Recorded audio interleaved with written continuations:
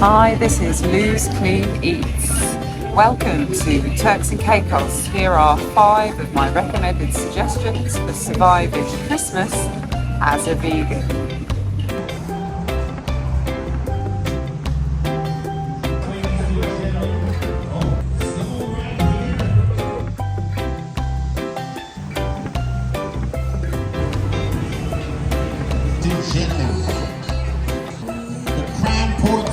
New Year's Grand Final.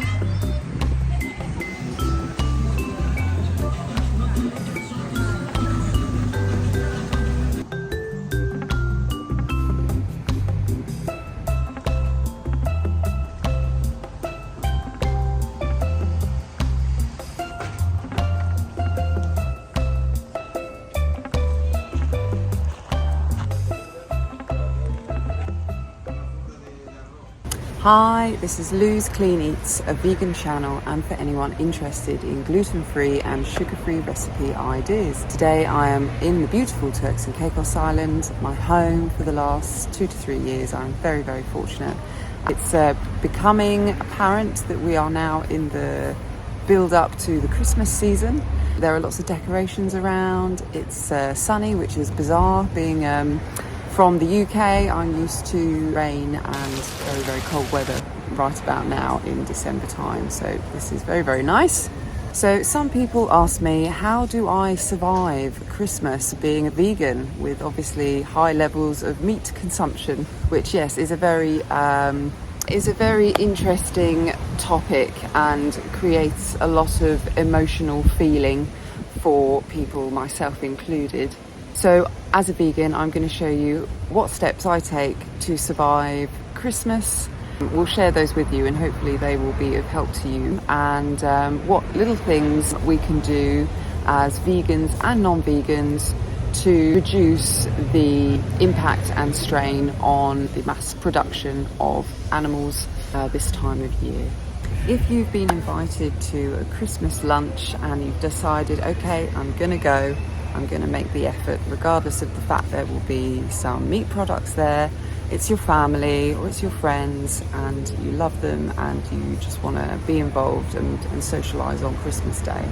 One little tip that I found really useful is be prepared for questions. People are really curious, I found, as to why people become vegan. What is it that led them to do that? Some common misconceptions like, can you get enough protein on a vegan diet? Where do you get your iron and calcium from?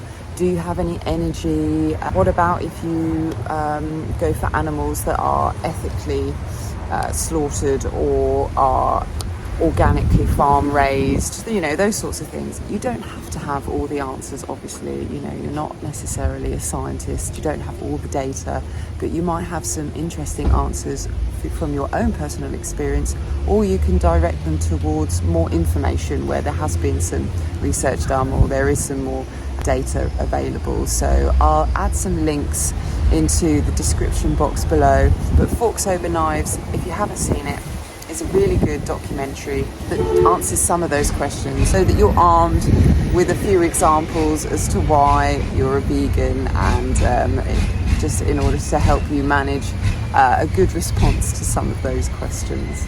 Suggestion number 2. I would, if I was invited to a Christmas do, definitely bring something vegan and awesome. Bring a really nice dish, your favourite dish that you know is really tasty, hits all the notes, and that you can share with your friends and family, and just help them to also enjoy a vegan dish for Christmas.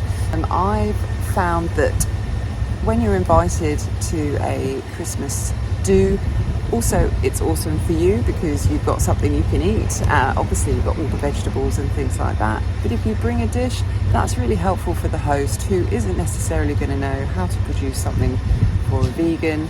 And they will really appreciate you bringing a dish to help them along. Also, maybe help in the kitchen, and then you can kind of veganize certain things. So maybe vegan butter instead of goose fat on the roast potatoes, and just small things like that.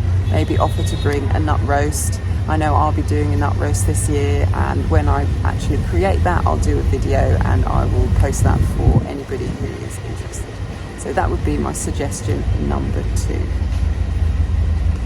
Okay, suggestion number 3. Be polite and try not to make disgusted noises or faces that suggest you are pretty grossed out by the roast turkey or roast beef or whatever is brought out and put on the table in front of you. Turning your nose up at something like that, where someone's worked very hard to produce a meal for the family and friends, is obviously quite disrespectful. So it's really important to just remember, that probably at some point you were also eating meat, and that you were on your own journey as well, and you came to a point where you decided that it wasn't for you for ethical and health reasons, or whatever your reasons are. And if somebody offers you some turkey or makes a silly joke about it, just be cool and say thank you, but no thank you. Suggestion number 4.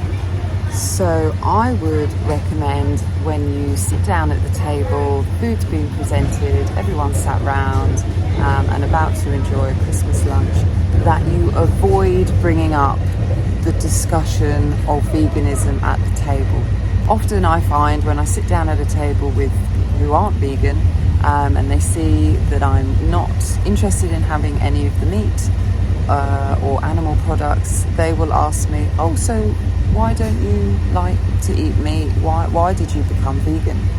I would suggest that you say, well, because of personal reasons or whatever, and then agree to maybe have that conversation away from the table, somewhere else in private, or whoever can join if they want to, so that it's not something that's discussed at the table, just in case it leads to confrontation or unease at the table. It's just best to maybe have those kind of complicated conversations away from the dinner table. So that would be my suggestion for that.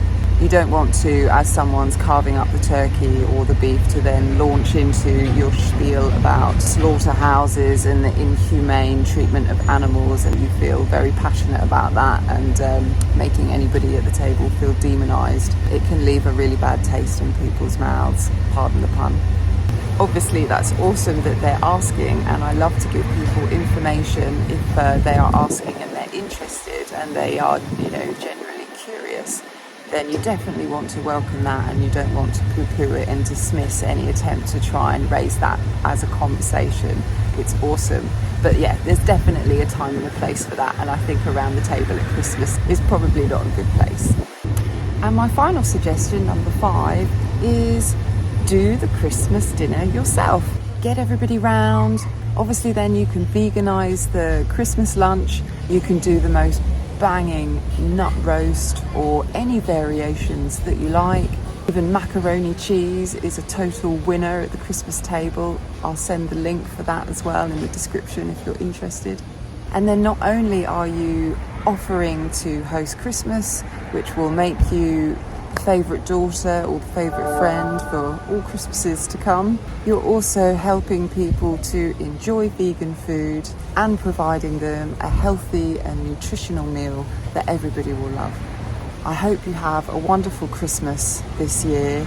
Good luck, look after yourselves, and be kind.